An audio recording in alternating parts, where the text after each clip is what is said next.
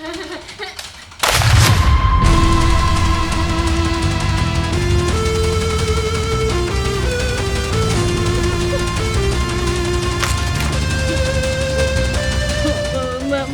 আজকে আমার জব করে হাঁটছে। কি আশ্চর্য ব্যাপার, কতক্ষণ ধরে রাখছি যে ল্যাপটপটা নিয়ে আইনি, এখনো পাত্তাই নাই। এই এই তোর সমস্যা কি? কতক্ষণ ধরে বলছি যে ল্যাপটপটা নিয়ে আইনি, এত দেরি হয় নাকি? এসবের চাকরি দেওয়াটাই ভুল হয়ে যায়। আসতে না আসতেই বাড়িতে কাজের ফাঁকি দেওয়া শুরু হয়ে গেছে। কতদিন হয়েছে এসেছিস? হ্যাঁ, তার আগে ঝামেলা লেগে গেল। দে ল্যাপটপ দে। ম্যাডাম আপনি আমার মাফ করে দেবেন, আমি একটা ভুল করে বলেছি। নাকে কান্না না করে কি হয়েছে সেটা বল।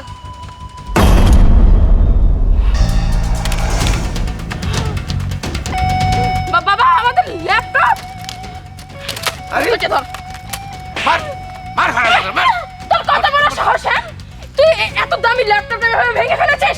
ফকিন্নির বাচ্চা, তুই জানিস এই ল্যাপটপের দাম কত? তোকে বিক্রি করলেও না এই ল্যাপটপের দাম উঠবে না। তোর সাহস হয় কিভাবে? হ্যাঁ, তুই এই ল্যাপটপ ভেঙে ফেললি, বাড়িতে আসতে না আসতে অঘটন ঘটানো শেষ, তাই না? ম্যাডাম আপনি আমার মারতেছেন, আমি তো ইচ্ছা করে বলিনি, এত নষ্ট হয়ে পড়ে গেছে গা।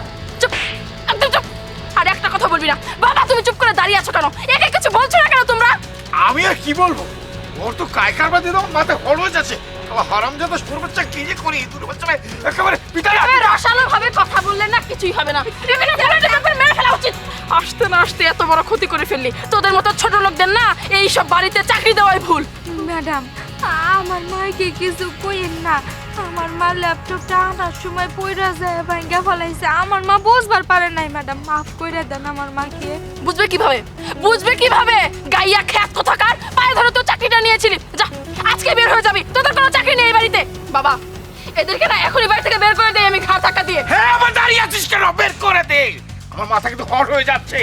আর এখন কথা বলি না, একদম চুপচাপ থাকবি। তোর বাবু শাশুড়ি আসার কথা, ওই তো বুঝে এলো।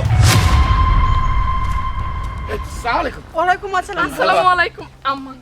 ও মাই গড, কি লক্ষ্মী বৌমা। আচ্ছা ঠিক আছে, মানে বাড়ি ছেড়ে বাড়ির সামনে দাঁড়ালেন, মানে বুঝলাম না।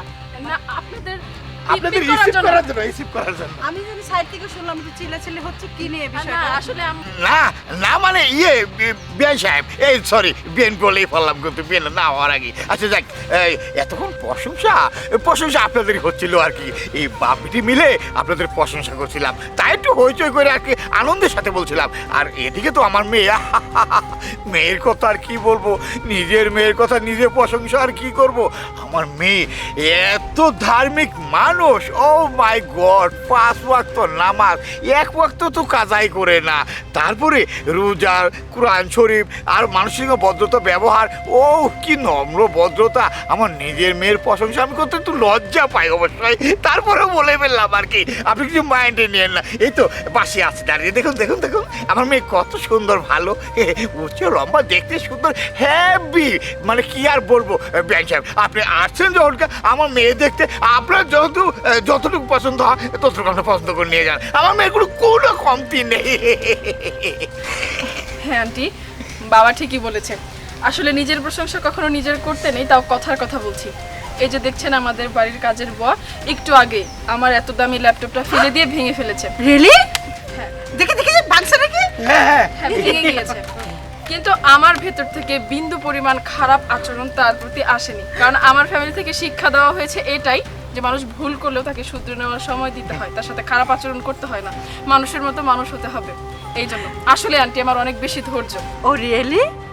তুমি দেখি তোমার বাপের মতন রেডিওর মতন কথা বলতে থাকো, আবার কিছু মনে করো না, এটা আমি একটা ফান করলাম। আচ্ছা ছোট বোন নরুজা, কেমন যাচাই বাছাই করলে তোমার বাইকনার বউকে? একদম জঘন্য বুবু। পৃথিবীতে যদি কোনো খারাপ পরিবার থাকে জঘন্য পরিবার, তাহলে এরাই আছে। হোয়াট? মানে কি হচ্ছেটা কি এখানে? উনি বলছে জঘন্য পরিবার, আপনি নুরেজা, বুঝলাম না। মানে ওনাকে আপনি চিনেন? খুলে বলুন তো ব্যাপারটা হয়েছে কি? আহা, আমি তো বলবোই, মেয়েদের মাথা তো গরম থাকতে নাই, তো হট হলে পুরুত করে মাথাটা ফেটে যেতে পারে। তাহলে শোনো, আজ 10-12 দিন ধরে আমার বোনেকে আর বোনের মেয়েকে তোমার বাড়িতে কাজ করতে পাঠাইছি।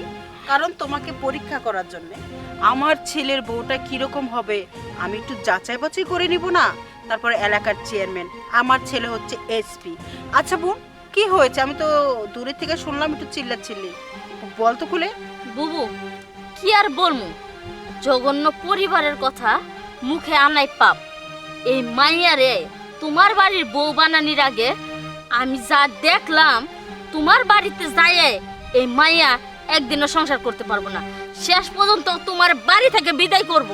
সামান্য একটা ল্যাপটপ আমি ইচ্ছা করে ভাঙছি, কিন্তু সেই ল্যাপটপের জন্য এমন ব্যবহার করছে তো করছে, আমারে এমন হাত তুলছে তা বলার বাহিরে। এই মাইয়া তোমার বাড়ির বউ হতে পারে না। এই মাইয়ারা তুমি এখানেই রিজেক্ট করে রেখে যাও।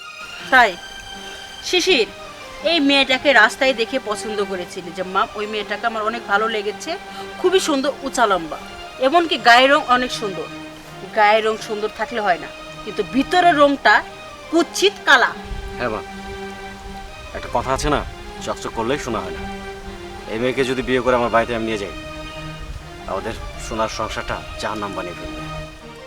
এই রফিক চৌধুরী, কিছুক্ষণ আগে তো খুব বড় গলায় কথা কইলেন, রেডিওর মতন ব্যাক ব্যাক করতেই থাকলেন। আপনার মেয়ে বলে 5 ওয়াক্ত নামাজি, রোজা করে, নামাজ পড়ে, কোরআন শিব পড়ে। ও মাই গড, কি পর্দাশীল মেয়ে! আমি যে এসেছি একটা মাথায় ঘুমটা বন্ধ দিল না, এটাই পর্দাশীল মেয়ে। ইডিয়েট স্টুপিডটা লঞ্চেসরা। আমার ছেলে একজন এসপি, আমি চেয়ারম্যান, আমি দেখে নেব পরে। নুরুদা চলো। প্লিজ রাগ করবেন না, শুনুন। ও মাই গড, আমার গেল গেল, সবই গেল। হায় হায় হায়, আমার মাথায় বাস পড়েছে, বাস পড়েছে। বাবা প্লিজ একটু মাথাটা ঠান্ডা করো। আমি বুঝতে পারছি আমার রাগের জন্য এত কিছু হয়েছে, আমি রাগ না করলে এত কিছুই হয় না। আসলে যেটা কপালে না থাকে সেটা যতই তুমি কান্নাকাটি করো, যতই চেষ্টা করো, সেটা হবে না। আমার বেলায়ও তাই হয়েছে। এগুলো নিয়ে প্লিজ আর সিন ক্রিয়েট করো না, আমাকে একটু একা থাকতে দাও। যা যা যা, তুই একা থাক। এদিকে ল্যাপটপ গেল, এদিকে ভালো সম্পর্ক গেল, আমি কোথায় যাব?